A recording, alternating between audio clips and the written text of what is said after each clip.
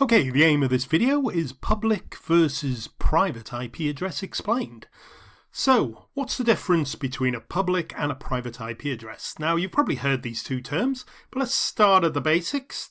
What's the definition of an IP address?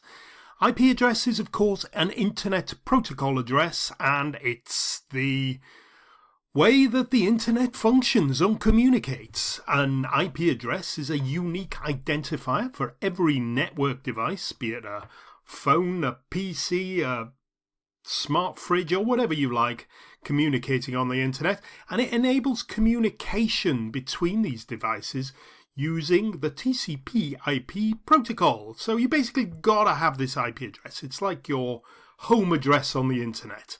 There are, in fact, though, two types of IP addresses.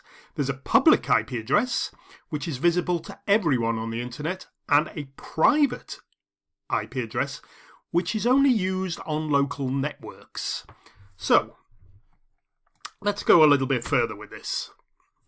The characteristics of public and private IP addresses. Now, public IP addresses you will normally get from your ISP. If you're at home and you've got a broadband provider or a hub or whatever, a cable provider, and they give you access to the internet, they will provide you with a public IP address for you to access the internet.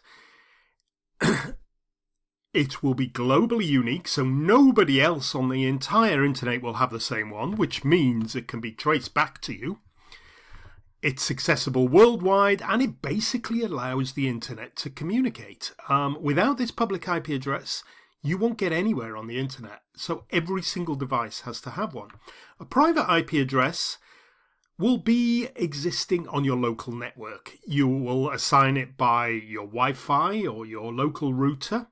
It can be used across different networks, so basically everybody, thousands if not millions of people can share the same IP address locally. It doesn't access the internet at all. So the common ranges are things like 10 XXX. My internet address on my laptop at the moment, my private IP address is 192.168.0.4, and my router is 192.168.0.1. These are private IP addresses. They don't exist outside your local network. Therefore, there's no problem with duplicating them. When people talk about IP addresses generally online, like my IP address is blocked or my IP address won't let me watch BBC iPlayer, they're talking about public IP address. The private IP address is just that, private. It really is of no concern to everybody else. What it does do is stop your computer talking to your printer or accessing your local file storage, something like that. So, I mentioned VPNs. So, if you want to hide your public IP address, you have to use something called a VPN. Now, why would you want to do this? Well, there's lots of reasons. First of all, your public IP address is very public and can be traced to the exact computer you're sitting at. Now, if you're in a library or an airport or a coffee shop or something using their internet access, probably doesn't matter. But it also can be linked back to your your phone or your home address. If you pay a cable company for internet access, that public IP address can be linked directly to your location. So, what does a VPN do? Well, a VPN hides your public address. It's called a virtual private network and basically is a middleman that sits between you and the internet. So all your this little tunnel means all your internet traffic is encrypted, so the data flies down that and can't be intercepted. The VPN server then assigns you its IP address in effect, and goes out and grabs whatever you want, whether it's sending emails, accessing applications, or visiting websites. It does it all by proxy for you. All the websites, everybody from the outside world will only see the public IP address of the VPN, not yours. Here's a very rubbish diagram that just shows you basically how it works. You're here, your public IP address is here. You send your request down the VPN tunnel, which is here. This is my VPN server.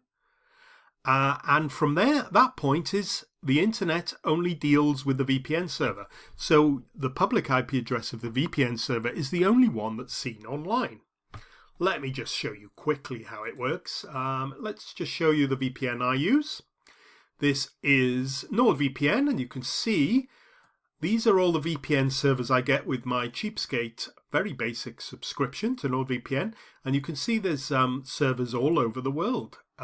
So I can connect to a VPN server in the Far East, in Africa, all across Europe. There's loads of servers in all the major European countries, South America, America. So at the moment, I've got a Bermudan IP address. So any website I visit will think I'm in Bermuda.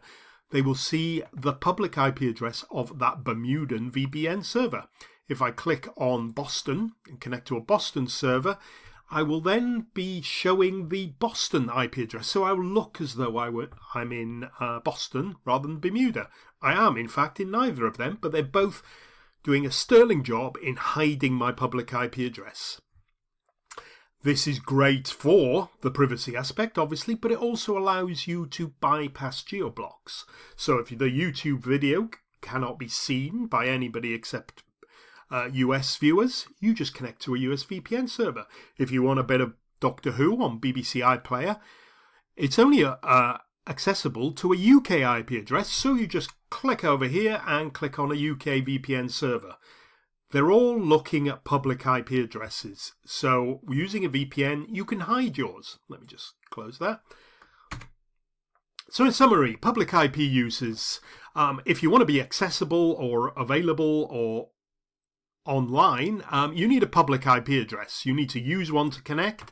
And if you're a web server, an email server, or anything internet accessible, you need a public IP address. You can use a VPN to hide it if you want some privacy or to bypass geoblocks, but you still need a public IP address to access the VPN server. Private IP addresses are the ones you assign to your local range. So you pick a little range and you can use it in your home, your office, in your workplace, in your school, college, wherever. All these places will have private IP address ranges which are not accessible to the internet. How do they access the internet? Well, they'll have one or two devices that route all the traffic through a public IP address. They're normally called proxy servers, and they sit at the gateway of a private IP address range.